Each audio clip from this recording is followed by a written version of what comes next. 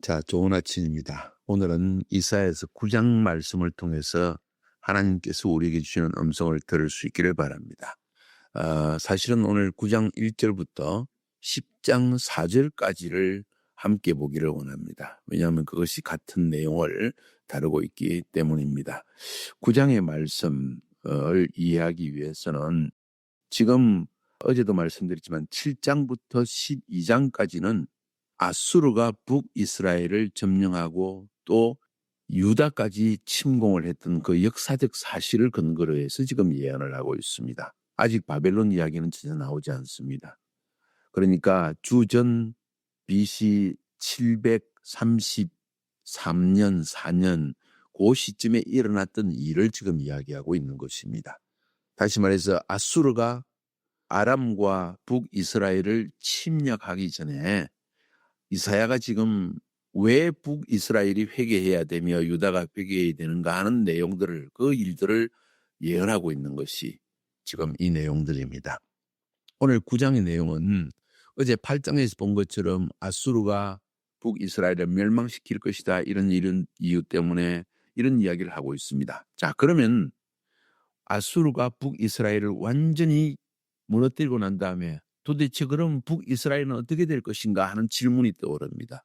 백성들이, 또 하나님의 사람들이 하나님께서 자기 백성들을 심판하시고 난 뒤에 하나님 백성은 어떻게 됩니까? 할 때 이사야가 하나님께 기도하면서 하나님이 주시는 예언의 말씀을 지금 전하고 있는 겁니다.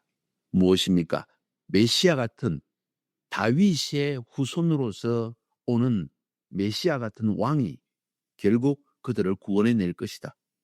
그 내용이 지금 9장의 이야기입니다. 그러면서도 9장 그리고 10장 4절까지에서는 왜 하나님께서 진노하셨는가, 왜 하나님이 자기 백성을 심판하셨는가 하는 이야기를 계속해서 말하고 있습니다. 그래서 오늘 이 본문을 우리가 정확하게 이해하기 위해서 9장부터 10장 4절까지의 내용을 한번 단락 구분을 해보면 크게 두 단락으로 구분할 수 있습니다.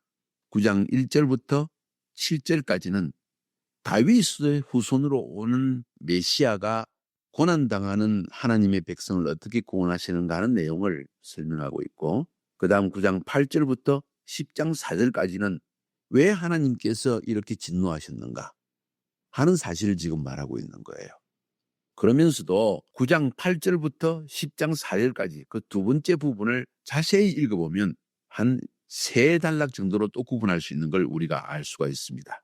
그것이 무엇인가 하니 어쩌면 네 단락까지 구분할 수 있습니다. 여러분이 9장 8절부터 10장 4절까지 읽어보면 똑같은 말이 지금 네 번이 반복돼서 나옵니다.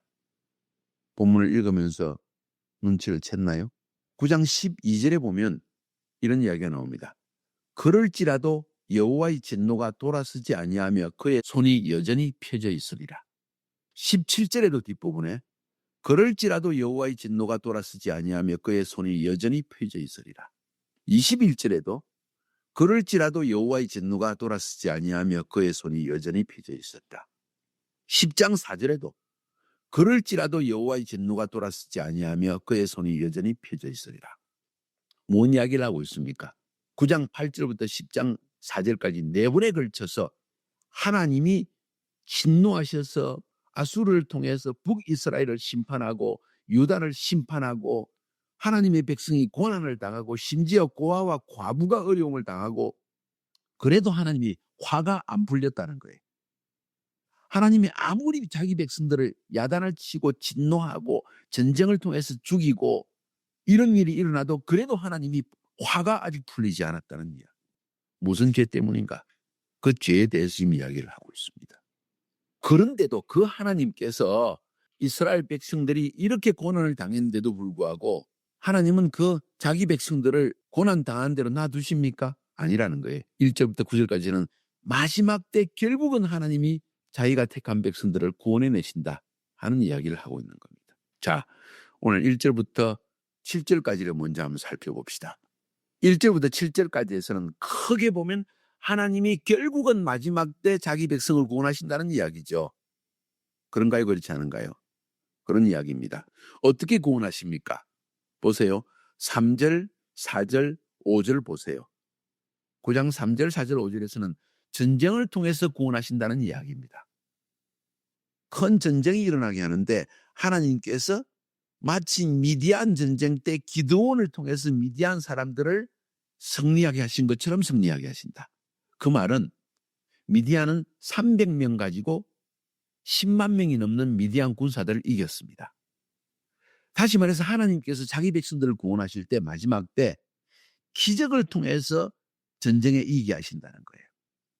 마지막 때 무슨 전쟁이 일어난다고 성경은 말하고 있습니까? 스가랴서나 다른 성경에 보면은 온 세상 열방들이 이스라엘을 공격한다고 했습니다. 조그마한 나라 이스라엘을 온 나라, 곡과 마곡, 모든 이 주변 나라에 있는 나라들이 연합해가지고 이스라엘을 공격한다는 거예요. 그러니 이스라엘은 조그마한 나라이고 그 나라는 큰 나라들입니다. 어떻게 이길 수 있습니까? 하나님이 전쟁에 개입할 때만 이길 수 있다는 거예요.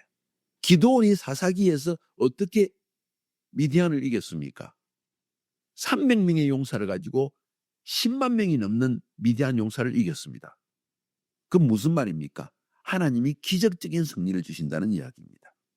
이와 마찬가지로 성경은 마지막 때 이스라엘을 또 공격하는 일들이 일어날 것인데 하나님은 적은 군사를 가지고 위대한 기적으로서 하나님의 백성을 승리하게 하신다. 이스라엘을 승리하게 하신다. 그 이야기를 지금 잠깐 언급하고 있는 것입니다.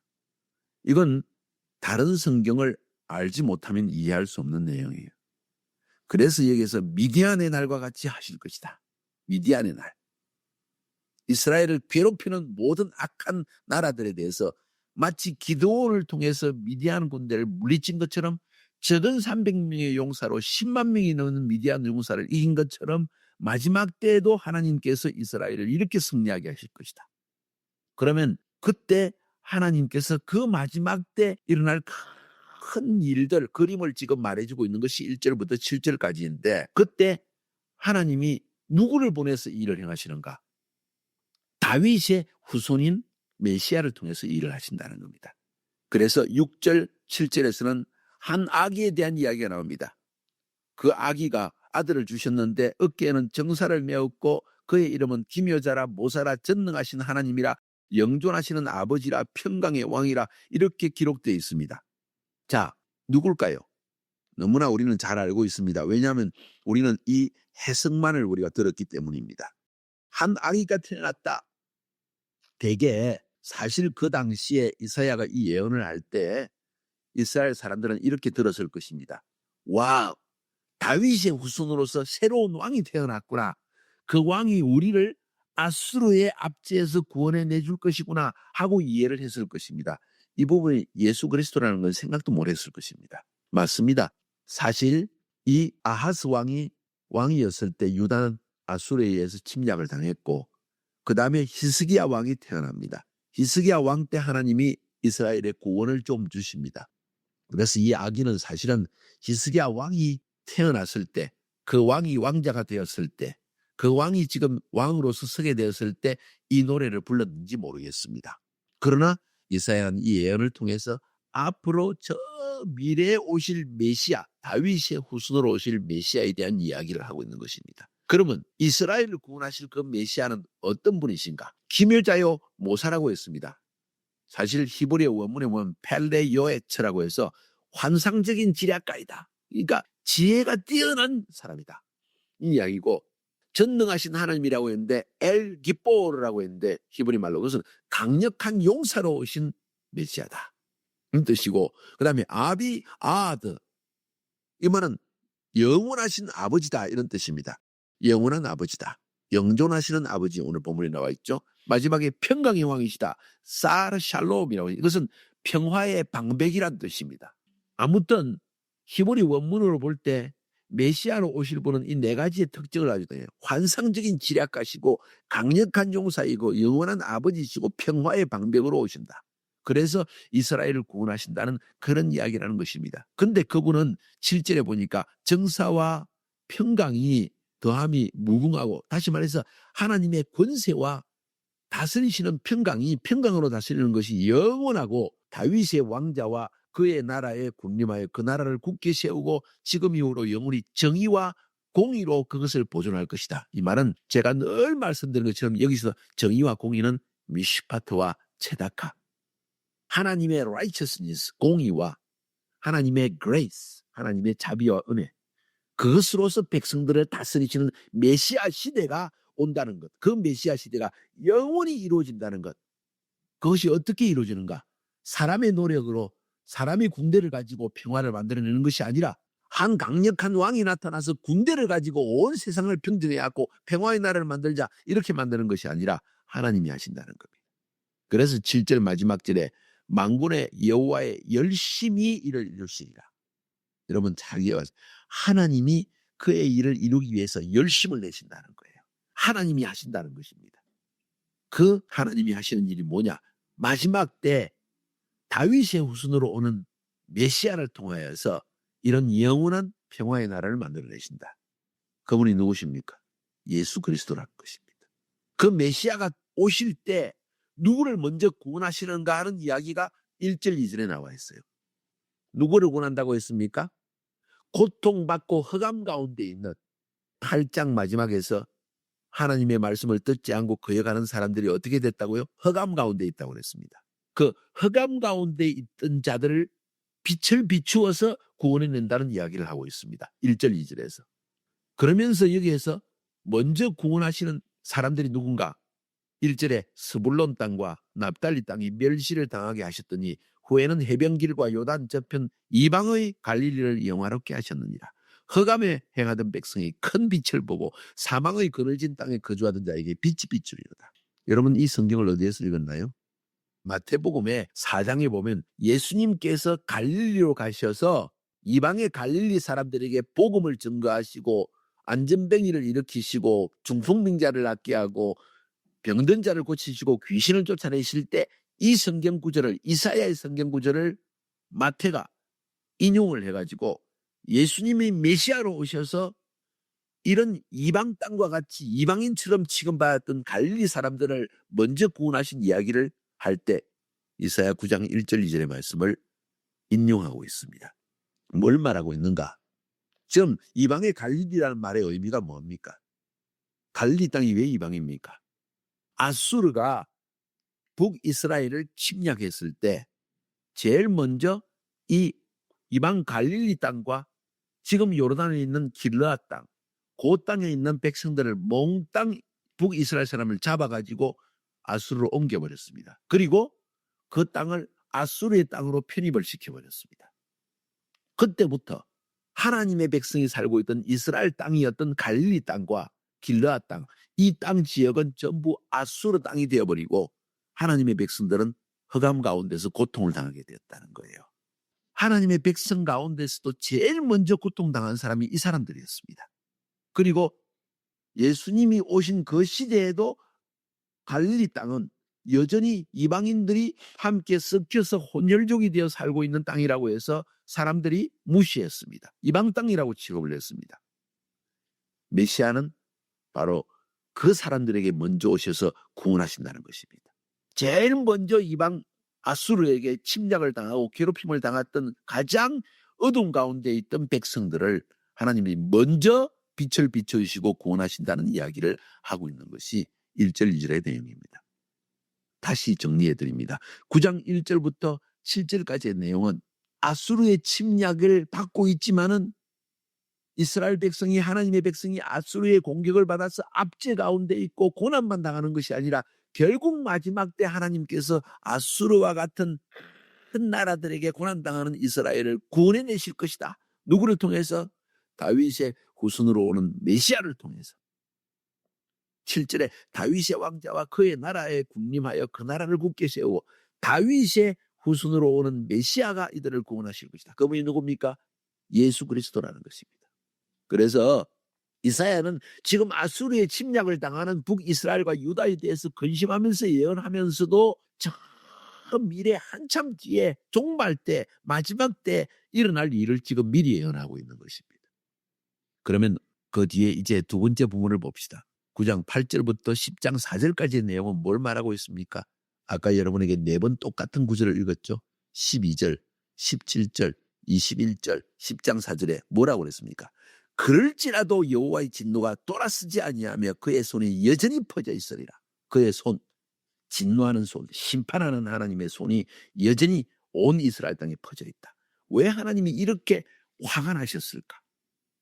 이렇게 전쟁을 통해서 아수르 사람을 통해서 북이스라엘 사람을 다 포로로 잡아가고 죽이고 전쟁에 죽게 하고 심지어는 자기 백성이 자기 백성을 죽여가지고 그 살을 먹고 살 정도로 배가 고팠어. 이런 상태까지 빠지고 가난한 고아와 과부를 하나님은 사랑하시는데도 불구하고 그들까지도 불쌍히 여기지 않고 죽일 정도로 하나님이 왜 화가 나셨을까? 왜 진노하셨을까? 하는 이유를 우리에게 설명하고 있습니다. 8절부터 12절까지에 보면 왜 진노해요? 그럴지라도 여호와의 진노가 돌아서지 아니하며 그의 손이 여전히 펴져 있으리라 하고 12절에 말한 이유가 뭔가?